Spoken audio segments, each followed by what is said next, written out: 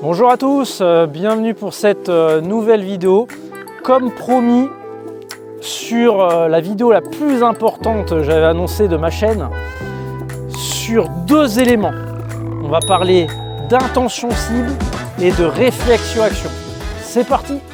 Les deux éléments, le premier, le plus important, l'intention cible. Qu'est-ce que j'entends par là? C'est votre relation que vous allez avoir à l'objectif. On va le définir un peu en précision. Donc quand vous installez, là on voit le drapeau qui est devant moi, j'essaierai de faire un petit zoom. Je regarde bien mon objectif, je fais ma routine que je fais habituellement, j'en parlerai un peu en détail dans la prochaine vidéo. Vous voyez, je regarde bien l'objectif pendant ma préparation.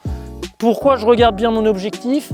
C'est pour être capable de dire sans regarder, hop, ma cible elle est là-bas. Je dois être capable de savoir où elle est sans la regarder. Je l'ai tellement bien regardé cette cible avant de jouer que j'ai mémorisé la cible dans l'espace. Il y a un très bon coach mental, la référence Bob Rotella, qui parle de troisième œil. N'hésitez pas à aller voir, hein, s'il y a bien un bouquin qui est, moi en tout cas, qui est ma référence sur le mental, c'est Bob Rotella, Joue au golf sans la viser la perfection. On en a fait deux. Celui-là est vraiment pas mal. Donc pour revenir à ce qu'on évoquait, je regarde bien la cible. Quelqu'un qui ne connaît pas le jeu de golf, il nous regarde jouer, on doit sentir que j'ai envie d'y aller. Ouais, je regarde bien la cible, je fais mon mouvement à vide, je me remets devant la balle, je regarde de nouveau l'objectif. Et là, au moment de jouer, quand je regarde la balle, je suis concentré sur la cible. Je regarde ma balle, mais j'ai ma concentration sur la cible. Donc vous avez pas mal de regards à l'objectif. Hop, je me mets devant la balle, je regarde une ou deux fois. Et c'est parti. Donc voilà, déjà ça c'est le premier point, la mémorisation de la cible dans l'espace. On va voir que c'est important parce que ça a une incidence directe sur un peu aussi comment vous allez faire bouger le club. Si votre concentration, elle est principalement sur la balle, qu'est-ce qui va se passer? Vous allez avoir tendance à faire un mouvement vers la balle. Le mouvement, il est vers la cible au travers de la balle. Moi, c'est une des premières notions que j'évoque à mes élèves quand ils débutent. C'est que le mouvement, c'est vers la cible au travers de la balle et pas vers la balle. Ouais, si je suis vers la balle, hop, je suis très descendant. Sur des grands coups, je peux vite faire des slices. Donc voilà, vraiment important, cette intention cible pour être une action vers la cible et non pas vers la balle. Voilà. Donc on a évoqué bien mémoriser la cible dans l'espace et que le mouvement était bien vers la cible. S'il n'y a pas cette cible en tête, ça va être compliqué. Autre élément que j'inclus un peu dans l'intention cible, souvent je vois les joueurs quand ils jouent au golf, ils ont tendance, ils ont pris des cours de golf à être concentrés sur ce que fait le club à l'élan, à être trop concentrés sur des clés, sur le positionnement de départ. Certes c'est important, mais ce qui doit quand même rester central au moment de jouer, c'est beaucoup plus ce que vous avez à faire là. Ouais, il y a un très bon coach, ancien coach, qui s'appelle Percy Boomer, qui disait de mémoire que la perception d'une bonne traversée vers l'objectif, une traversée, amène à une bonne prise d'élan. C'est pour ça que vous voyez à la télé, vous avez quand même beaucoup de joueurs avec des backswings très différents.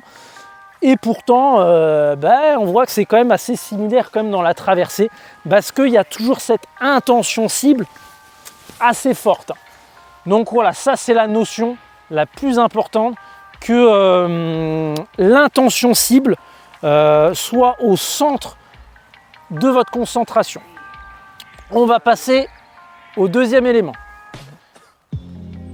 Le deuxième élément, on a parlé de réflexion-action. On entend beaucoup ça aussi, c'est un peu inspiré de Bob Rotella. On entend parler aussi ces notions-là dans d'autres bouquins sur le mental. Hein. Pareil, la notion que j'évoque là-dedans sur l'action, l'intention un peu plus cible. Des mémoires, il y a Edouard Montaz aussi qui fait ça, qui en parle pas mal. Là. C'est intéressant. Un de nos autres collègues sur YouTube.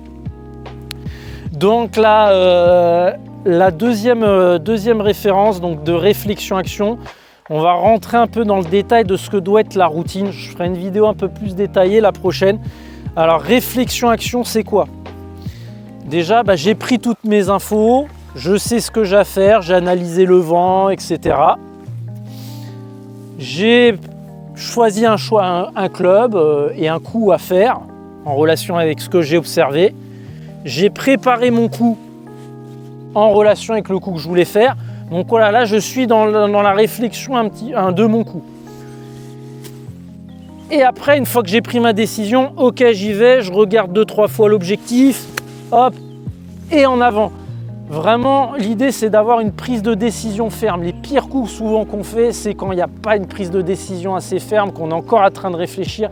Si vous deviez vous imposer une règle, en gros, le principe, c'est que je n'ai pas le droit de poser mon club derrière la balle tant que je n'ai pas une idée précise et claire de ce que je veux faire. Donc, ce que j'évoquais sur le fait de ne pas avoir le droit de poser le club derrière la balle tant qu'on n'est pas prêt. Ouais, j'ai fait des swings d'essai. Je sais ce que j'ai à faire, j'ai validé, ah ok c'est ça, je me mets devant la balle, je regarde l'objectif et j'y vais. Voilà, quand je suis arrivé, entre la transition, quand j'ai fait mon swing d'essai et le moment où je joue, là le moment où je viens à la balle, j'ai validé. Voilà, j'ai vraiment, une fois que j'ai fait mon swing d'essai, j'ai pas le droit de venir poser le club derrière la balle tant que c'est pas validé, j'insiste là-dessus. Ça peut arriver des fois, vous êtes devant la balle, vous pensez pourtant avoir bien validé, puis tout d'un coup, ah bah non, il y a un petit doute, il y a un petit gêne qui intervient. Et ben on reprend à zéro. Je sais, il y a le côté rythme de jeu, c'est important, il faut quand même avoir un peu de rythme dans votre partie, mais reprenez votre routine. Vous êtes là, vous avez fait vos swings d'essai, vous avez hésité, vous êtes là, ah là, ça ok, je pensais bon, et là, tout de suite, au moment d'amorcer le geste ou un peu avant, ah non, en fait, c'est pas ça. Je sors complètement de ma préparation et je recommence. J'imagine la trajectoire, je fais mes mouvements à vide en relation avec ce que je veux faire et là je valide. Voilà. Retenez bien, j'ai pas le droit de poser la tête de club tant que je n'ai pas validé le coup. Donc voilà, là on a abordé les deux notions. La notion intention cible, voilà, être beaucoup plus concentré sur ce qui se passe là, sur ce que j'ai à faire vis-à-vis de l'objectif, sur l'objectif, beaucoup plus sur même la partie du mouvement, tout ce qui se passe un peu plus à l'avant, alors qu'on est naturellement très concentré des fois sur la position et le mouvement, la prise d'élan. Et le deuxième point, réflexion-action, je peux réfléchir avant mais pas pendant. Et je n'ai pas le droit de poser la tête de club derrière la balle tant que je n'ai pas validé concrètement un choix de coup précis. Voilà messieurs, dames, on a fini avec cette vidéo. Donc comme d'habitude, n'oubliez pas de liker, partager, commenter, me dire les vidéos aussi que vous souhaiteriez. Et la prochaine vidéo, elle va être en lien avec ce qu'on a fait aujourd'hui. Ouais, j'ai un peu survolé l'aspect routine, tout ce qu'on a à faire avant de jouer. Je vais vous donner une trame, quand même des points clés précis à respecter. Mais justement, dans cette routine que je vais aborder sur la prochaine vidéo, ces deux points-là sont clés. À très bientôt!